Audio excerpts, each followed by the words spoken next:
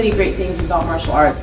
I could go on and on and on and on because obviously I love martial arts, but I decided to let you hear what my students have to say about why they love martial arts.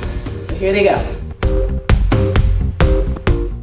For me, martial arts gives me a break from the outside world and lets me sort of release my emotions when I get onto the mat.